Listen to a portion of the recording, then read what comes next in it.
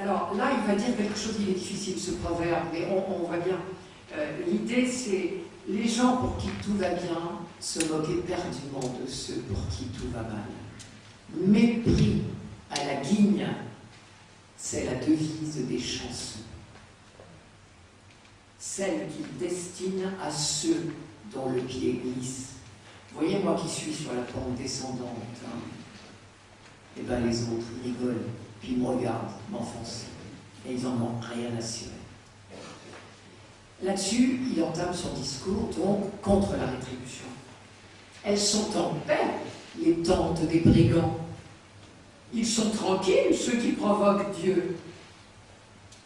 Mais interroge donc les bestiaux, ils t'instruiront. Les oiseaux du ciel, ils t'enseigneront. Et puis il repart en arrière, parce que c'est trop osé tout ce qu'il a dit là. Au chapitre 13, alors il va faire il va demander pardon, il va dire oui, je ne connais plus maître de tout, je ne parlerai plus de rien. Bon là, il ferme son caquet un petit moment. Et puis il reprend. C'est contre Dieu que je vais me défendre. Et alors il va dire des choses presque... C'est très très... Ça devient de plus en plus difficile. C'est dans ce chapitre-là que vous avez lu la phrase « Qui vous réduira au silence ?» Non, « Qui vous réduira une bonne fois au silence ?» Cela vous servirait de sagesse. Même moi, c'est au puissant que je veux parler, c'est-à-dire à Dieu. C'est contre Dieu que je veux me défendre. Quant à vous, plâtriers de mensonges, vous n'êtes tous que des guérisseurs de néant.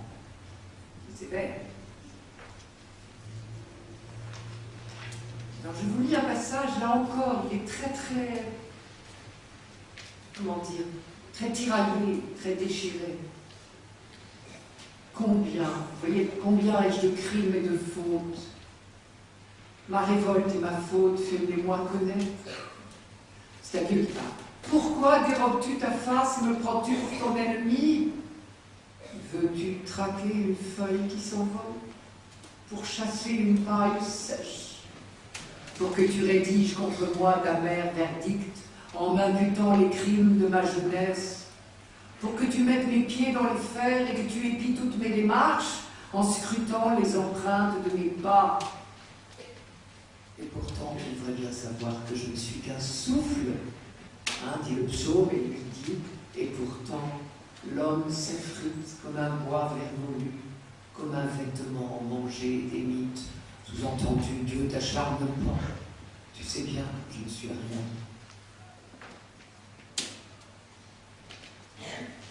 Au chapitre 16, alors après ce chapitre que je viens de vous lire, vous avez des chapitres de ces années. Au chapitre 16, il reprend. Et il est encore dans la logique de rétribution.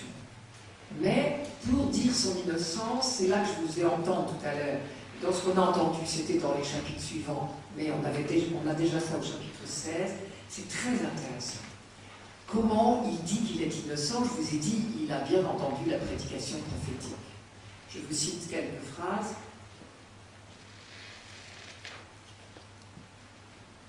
Pourtant, Seigneur, tu sais qu'il n'y avait pas de violence en mes mains et ma prière était pure. Alors ça veut dire quoi? Il n'y avait pas de violence en mes mains, ça veut dire que j'ai bien entendu que ce qui t'intéresse, c'est notre attitude envers les autres. Ça, c'est un discours des prophètes bien avant Jésus-Christ. Ne fais pas aux autres ce que tu ne voudrais pas qu'on te fasse, vous savez que Jésus ne l'a pas inventé. Ça fait partie de l'acquis de l'Ancien Testament. Donc il n'y avait pas de violence en mes mains, c'est-à-dire, si je prétends que je suis innocent, c'est parce que je n'ai jamais fait de mal à personne. Et il y a des passages superbes, hein, où il dit que justement personne n'a jamais eu ni faim ni soif à ses côtés. On l'a un peu entendu tout à l'heure.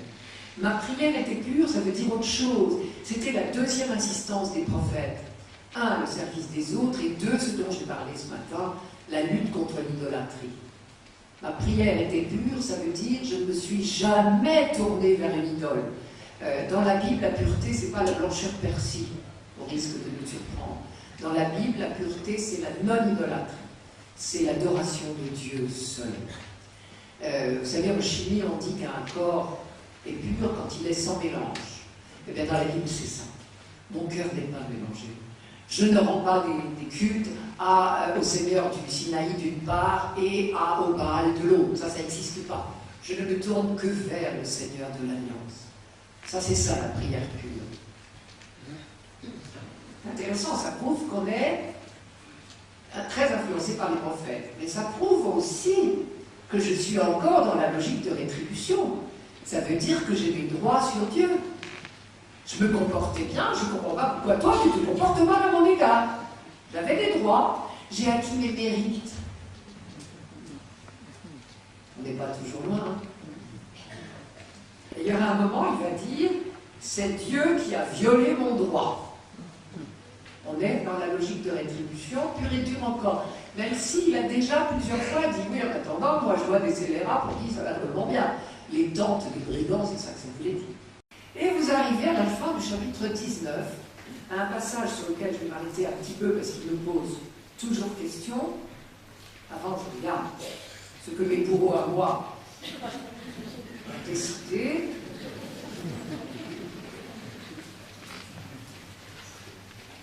Ce fameux chapitre, je vous lis quelques versets que vous connaissez par cœur, nous les entendons souvent. C'est magnifique. Avant de le dire, je vous rappelle, je suis prête à mettre ma main au feu, il ne croit pas encore à la résurrection. La résurrection individuelle sera acquise en Israël. On sait pour une fois la date, vous savez que c'est très rare. Je vous ai parlé de trajectoire, mais il y a beaucoup de sujets sur lesquels je ne suis pas capable de dire à quelle époque exactement on a franchi un seuil nouveau. On a des traces. Je sais vous dire ce que disait tel prophète à telle époque, à peu près. Mais depuis quand on sait comme ça, je ne sais pas toujours. Là, on a vraiment une date très, presque précise, parce que ce texte est du prophète Daniel, qui a prêché pendant une certaine persécution d'un certain roi, qu'on connaît bien, et la persécution a duré 3 ans, exactement 2 ans et demi. Donc, c'est dans ces 2 ans et demi que ça s'est dit. Nous sommes en 165 avant Jésus-Christ. En fait, Daniel fait semblant de parler de Babylone, mais il y a bien le reste de Babylone ne compte plus pour personne. C'est pour ça qu'il en parle si facilement. Le prophète Daniel annonce la résurrection individuelle en 165 avant Jésus-Christ. Le livre de Job, il y a longtemps qu'il est fini d'écrire, quand cette étape de la trajectoire est franchie. Et bien, justement, ce fameux texte de Job m'intéresse encore plus. Job ne croit pas à la résurrection du tout, il n'y pense pas, ça ne fait pas partie des souhaits, même pas des souhaits. Une fois qu'on meurt, tout va bien, on a accompli son temps, pourvu qu'on meure à l'heure, c'est-à-dire très âgé ayant accompli sa mission, et laissant derrière soi tout un acquis. Hein. On a fait fructifier le capital reçu des parents, que ce soit en sagesse ou en bien, ou en famille, etc. Et justement, c'est ça qui est formidable. Parce qu'il croit à la rétribution mordicus, il dit, puisque Dieu est juste et qu'il rétribue toujours les bons, qu'il les récompense, alors je sais que Dieu me sauvera avant ma mort. C'est très intéressant ce texte. Je prends 19, 23, 27. Ah, si seulement on écrivait mes paroles, si on les gravait en une inscription, avec un burin de fer et du plomb, si pour toujours dans le roc elles restaient incisées. Je sais, moi, que mon libérateur est vivant, et que le dernier il surgira sur la poussière. Et même après qu'on aura détruit cette peau qui est mienne, c'est bien dans ma chair que je contemplerai Dieu. C'est moi qui le contemplerai, oui, moi. Mes yeux le verront, lui, et lui ne sera pas étranger. Mon cœur en brûle au fond de moi. Ça, c'est le cri de foi de quelqu'un qui est encore dans la logique de rétribution, qui sait que la souffrance qu'il endure n'est pas méritée. Et puisque Dieu est juste, eh bien alors Dieu fera justice avant ma mort. C'est pas possible autrement. Je ne peux pas mourir dans cet état-là, puisque ce n'est pas juste et que Dieu est juste. Il est admirable. Moi, j'admire ce texte écrit par quelqu'un qui, justement, ne croit pas. Il n'y a pas un au-delà pour rattraper les défauts du présent. Non, sur terre, tu rattraperas les choses. Parce qu'il croit à la rétribution. Alors, j'explique quelques mots. J'ai traduit, vous connaissez ce texte avec le mot rédempteur. Malheureusement, rédempteur en français a pris un tour qu'il ne mérite pas. En hébreu, le mot qui est traduit là est le mot d'une coutume hébraïque qui est très très célèbre en Israël. Si j'ai été obligé de donner ma maison à mon créancier, parce que je suis criblé de dettes, à ce moment-là, mon plus proche parent s'appellera mon Goël, mon libérateur. Il ira trouver le créancier et il remboursera mes dettes. Pas pour faire de moi son esclave, non, pour que je récupère ma maison. Parce qu'un homme d'Israël doit être libre dans sa maison. Un homme d'Israël, un fils de l'Alliance, ne peut pas être esclave. C'est pas possible. Et s'il n'a plus de maison, il est forcément esclave, puisqu'il n'a plus de quoi vivre. Donc, mon plus proche parent, mon Goël, me libérera. Et si j'ai été obligée de me vendre moi-même, parce que j'étais tellement criblée de dettes que ma maison ne suffisait pas, si j'ai été obligée d'aller trouver mon créancier et lui dire, écoute, là, je m'en sors plus, prends-moi comme esclave pour payer mes dettes, mon plus proche parent ira trouver mon créancier et lui dira, je viens libérer monsieur Machin, parce que c'est mon plus proche parent, et que monsieur Machin, fils d'Israël, ne peut pas être esclave. Ce ne sera pas, là encore, pour que je sois son esclave. Je redeviendrai libre.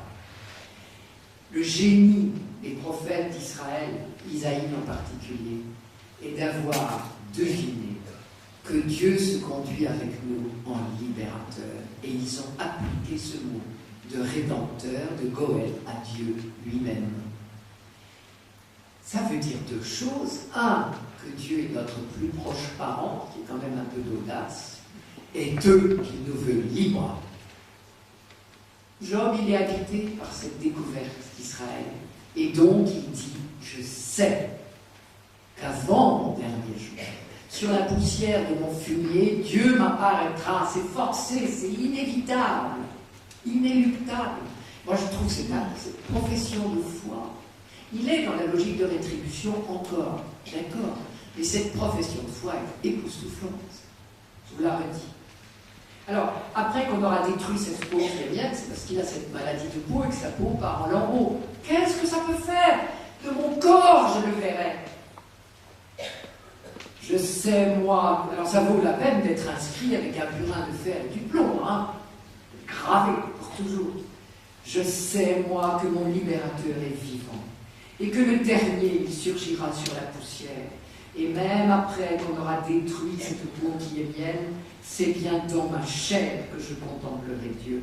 C'est moi qui le contemplerai. Oui, moi. Mes yeux le verront, lui. Et lui ne sera pas étranger. Mon cœur en brûle au fond de moi. Ça, c'est la foi. Hein. Ainsi se termine le chapitre 19. Là-dessus, un des amis va reprendre la parole et réasséner son discours. Toujours le même, je vous en fais grâce, et là j'aborde la deuxième étape du cheminement de Job. Et là, nous avons affaire à un chapitre époustouflant. Le chapitre 21, je n'engage que moi, mais pour moi, ce chapitre 21, c'est le grand tournant. Job démarre le chapitre 21 avec un espèce de refus de ce religieusement correct. Arrêtez vos stupidités, arrêtez! Et il termine le chapitre 21 en disant, bon, ça va, j'ai compris, vous avez votre discours, moi je sais que tout ça c'est blablabla, c'est du baratin, arrêtez.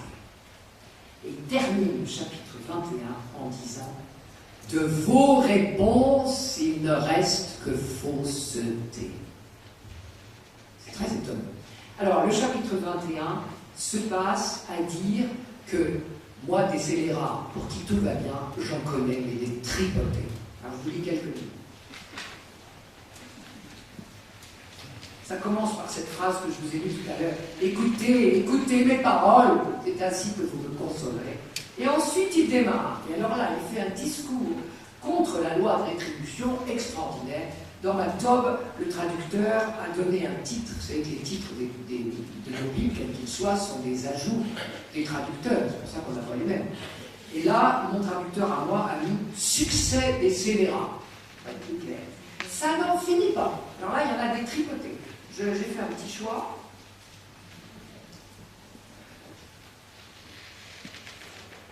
Pourquoi les scélérats vivent-ils? Vieillir, c'est pour eux accroître leur pouvoir, c'est-à-dire pour eux, tout va bien. Leur postérité, ça fait remis en face d'eux, vous vous rappelez que lui, il a tout perdu, hein, tous ses enfants, ses 10 enfants magnifiques. Leur postérité, ça fait remis en face d'eux, en même temps qu'eux, ils ont leur rejeton sous leurs yeux. Leur maison en paix ignore la peur et la férule de Dieu les épargne. Leur taureau, et là, l'agriculture, ça compte, hein. Leur taureau féconde sans faillir, leur vache met bas sans avorter. Ils laissent leurs gamins s'ébattre en troupeau et leurs marmailles danser. On improvise sur le tambourin et sur la harpe. On se divertit au son de la flûte. Ils consument leur jour dans le bonheur et en un instant, ils descendent sous terre. Alors ça veut dire, c'est très révélateur. À l'époque, je vous ai dit que la mort n'était pas triste en soi. Ce qui est embêtant, c'est l'agonie. Mourir, c'est normal, c'est le chemin naturel. Pour que ce soit le... Eh bien, ce qu'il y a de vache, c'est que les scélérats, ils ne sont même pas d'agonie. Hein. Pour eux, ça va tout seul. Ils meurent en une seconde, sans s'en apercevoir. Bonne justice, non? Or, ils avaient dit à Dieu, et là, il va décrire leur scélératesse, ils avaient dit à Dieu, écarte-toi de nous. Connaître tes voies ne nous plaît pas. Le puissant vaut-il qu'on se fasse son esclave? Et que gagne-t-on à l'invoquer, etc., etc. Je ne peux pas vous lire tout le chapitre 21, parce que mes bourreaux à moi vont le reprendre. Chapitre 30 à 33, chapitre 21 toujours. Je vous ai lu là, 7-14. Maintenant 30-33. Au jour du désastre, le méchant est préservé. Au jour des fureurs, il est mis à l'abri. Qui lui jettera sa conduite à la face? Et ce qu'il a fait, qui le lui payera? C'est-à-dire la rétribution, je n'ai pas vu moi. Et alors écoutez, là en plus, je trouve qu'il y a une injustice noire. Lui, il est en train de vivre une agonie pas possible. Tout le monde se paye sa tête et en plus, il va crever comme un chien. Et personne ne s'en occupera. Et les salopards, là, hein, qui sont tellement bien vus, eh ben, ils auront un bel enterrement. C'est quand même pas juste. Je vous dis la suite. Lui, on l'escorte au cimetière et on veille sur son tertre. Douces lui sont les mottes de la vallée, et derrière lui toute la population défile. L'assistance est innombrable. Et voilà la fin du chapitre 21. Pourquoi donc vous perdre en consolation? De vos réponses, il ne reste que fausseté. Et à partir de ce moment-là, Job est sorti de la logique de rétribution. J'étais au chapitre 21. Désormais, il va éprouver, être affronté à une nouvelle épreuve que je n'avais pas prévue. C'est qu'il n'a plus d'explication. Et vous savez, quelquefois, qu'avoir une explication, ça nous aide. Il n'a plus rien. Il est tout nu cette fois. Il est toujours aussi malin. Il a abandonné une fausse explication que lui donnaient ses amis, parce que ça ne tient pas la route, on est d'accord. Mais il n'est pas plus avancé pour autant. Et là, il va y avoir plusieurs chapitres. Il ne sait plus à quel sens se vouer, si j'ose dire. Il ne comprend rien. Il redit son innocence, il la redit. Dieu ne bouge toujours pas. C'est très très impressionnant. Va arriver au chapitre 28, une très belle étape, justement, parce qu'il est tout nu. Il n'a plus rien. À ce moment-là, il va faire un chemin spirituel, et ça, vous devez le vivre. Sûrement, chez certains des gens que vous rencontrez. Moi, j'accompagne quelques personnes en ce moment et je vois des chemins étonnants. Un chemin, comment dire, d'humilité, d'aveu d'impuissance, d'aveu d'ignorance. Ça finira bien par le mettre dans les mains de Dieu, cette affaire. Et ça passe par ce dépouillement ultime. Je reconnais que j'ai rien compris, que je sais rien. Les explications des autres, elles sont idiotes. Stupide, elles ne tiennent pas à compte. Oui, mais moi, j'ai rien. chemin qui est magnifique, mais qui est douloureux aussi. Hein. Moi, j'ai accompagné une amie il y a très peu de temps et elle me disait, il ne faut pas que j'ai peur, il ne faut pas que j'ai peur. Elle savait ce qu'elle affrontait, elle était à la fin de son parcours. Et en même temps, elle reconnaissait qu'elle était sans rien. Et à la fin, elle m'a dit, c'est étonnant, je suis dans la paix. Et c'était passé par l'abandon de toute fausse explication. Donc cette troisième étape, moi je la situe dans les chapitres 28 à 31, dont on a entendu une grande partie. Le chapitre 28, on ne sait pas très bien d'où il sort, c'est un merveilleux chapitre très poétique qu'on appelle l'éloge de la sagesse. Apparemment, l'auteur du livre de Job a pensé que c'était bien de faire, parce que c'est pas très pieux ce qu'il a dit jusqu'à présent, nous ne sommes pas religieusement corrects. Hein. Et il y a sûrement des gens qui lui disent, non mais tu perds la boule, et par qui tu te prends de discuter, ce qui s'est toujours dit. Regardez quand vous osez une parole un peu originale, un peu nouvelle, vous n'osez pas trop. Alors, va être intercalé un très beau chapitre, chapitre 28 sur la sagesse, je ne m'y attarde pas, puis les chapitres 29 à 31 dont on a entendu un grand moment, là, tout à l'heure, qui sont un aveu de grande souffrance, mais sans explication.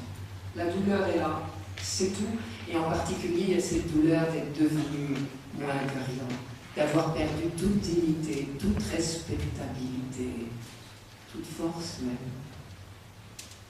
Je m'attendais à la lumière, il a dit, et c'est l'ombre qui est venue.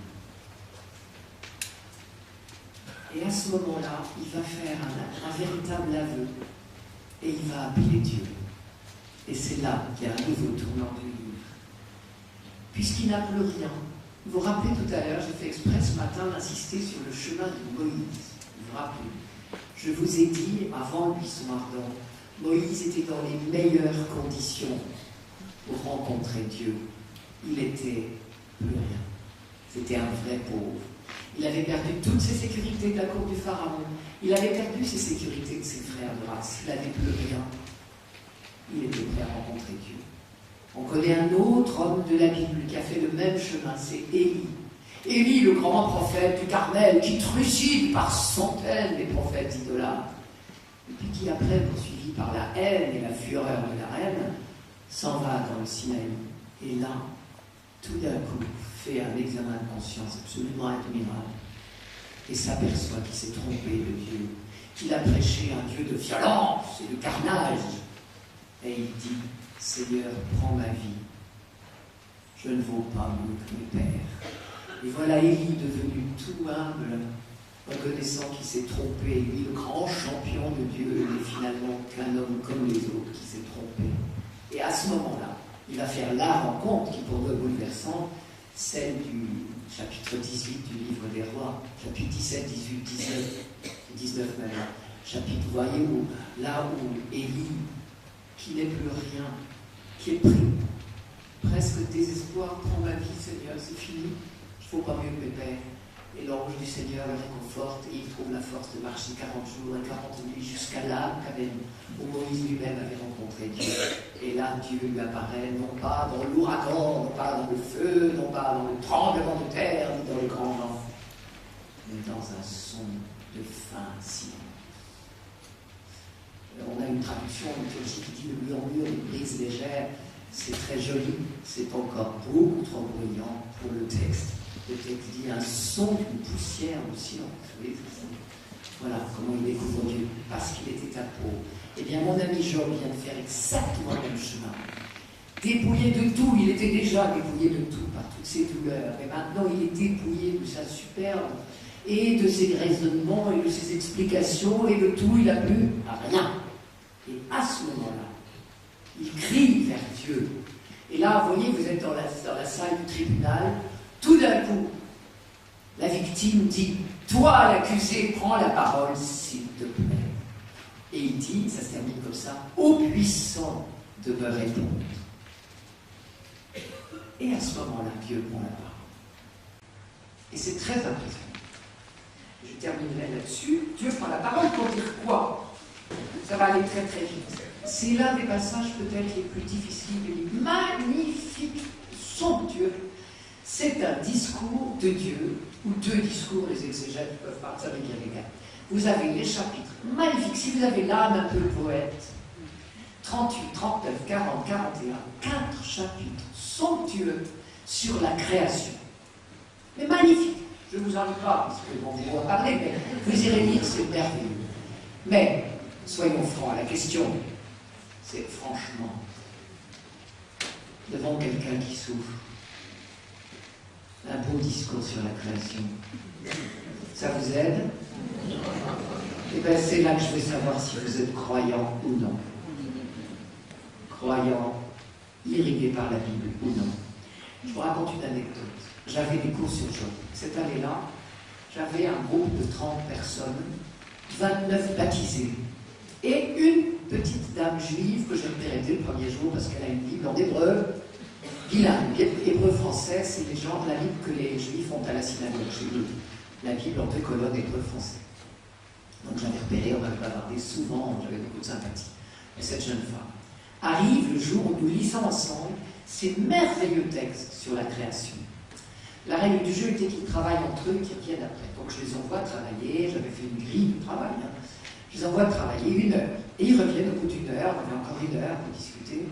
Ils reviennent au bout d'1 heure et je me trouve en face de 29 révoltes. Ouais, c'est ça, Dieu il roule des mécaniques, hein, il se vante, il est là, sa création est belle, pauvre chose, ça lui fait une belle jambe, hein. Très bien, je laisse dire, moi je suis là pour ça. 29 révoltes. À la fin, et je la laisse parler, la petite dame juive, à la fin, elle a levé la main, elle a dit, oui mais nous, en Israël, nous, on sait que la création est un acte d'amour de Dieu. Qu'est-ce que Dieu dit à Job en lui racontant sa création? C'est, mais regarde la sollicitude que j'ai pour la biche, ou même pour le crocodile, pour les bouquetins, pour l'autruche, toi tu es ces idiote, pour le cheval, quand on ne fait pas ce qu'on veut. Tu as vu ma sollicitude? Tu sais bien que j'ai créé tout ça par amour. Alors, fais-moi confiance. C'est une invitation à la confiance. C'est superbement poétique, mais c'est vrai que ça dit où en est notre foi. Ou, il faut rappeler que ce matin, j'ai pris beaucoup de temps sur la création est un acte d'amour. Ça, c'est peut-être à nous de le redécouvrir. Alors, Dieu a des arguments pour dire à Job, écoute, tu n'y connais rien, mon petit ami. Tu n'as qu'une solution, c'est de me faire confiance. Tu ne connais rien à la création, ton savoir est limité, ton pouvoir est limité. Ta durée est limitée. Tu n'étais pas là au début du monde, tu ne seras pas là à la fin. Alors, fais-moi confiance. Et puis, c'est tout. Et à ce moment-là, il y aura ce que j'appelle la dernière étape, la conversion de Job qui dira « Je mets ma main sur ma bouche et je ne parlerai plus ». Et le dernier passage superbe de Job, ce sera le chapitre 42. Il va falloir m'offrir 1 minute de répit, monsieur Bourreau.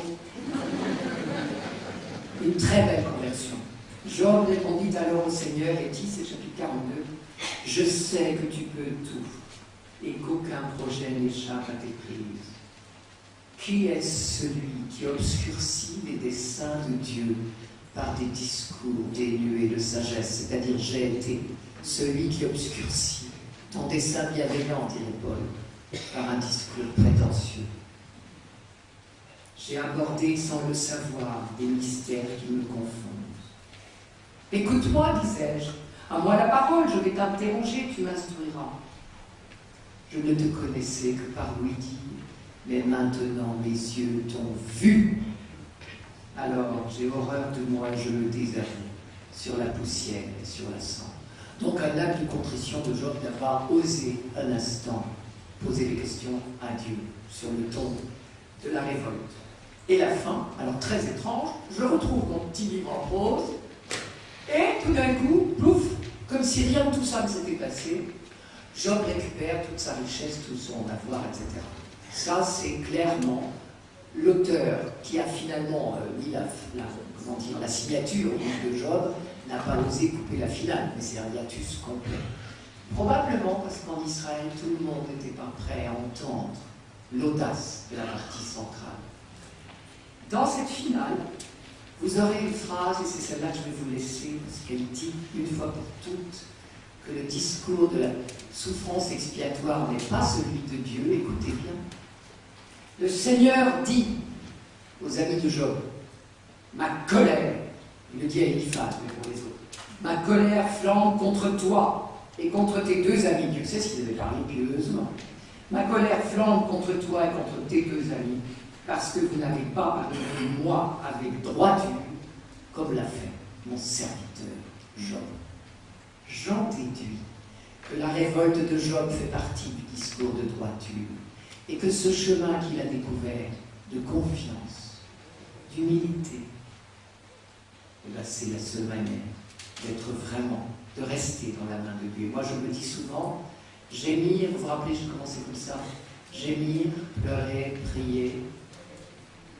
Non, c'est pas lâche. N'en déplaise à M. de Vigny, c'est pas lâche. Il avait oublié sa foi sûre. Ce n'est pas lâche, c'est humain. Pourvu que nous pleurions vers Dieu et que nous levions dans sa main. Bien sûr, le livre de Job n'était qu'une étape. Avec le Cierge Pascal, nous sommes dans une autre étape. La réponse de Dieu. Il y a celle du livre de Job, et puis il y a la réponse ultime à Jérusalem, la résurrection du Christ et le don de l'Esprit. Et nous, on a alors vraiment des missions autres pour aborder la souffrance. Je suis obligée de m'arrêter là.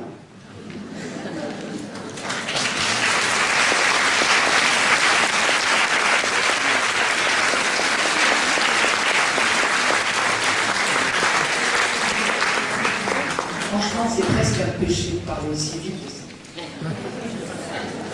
Dieu me pardonne, mais comme je ne crois pas à la logique de rétribution, je n'ai rien.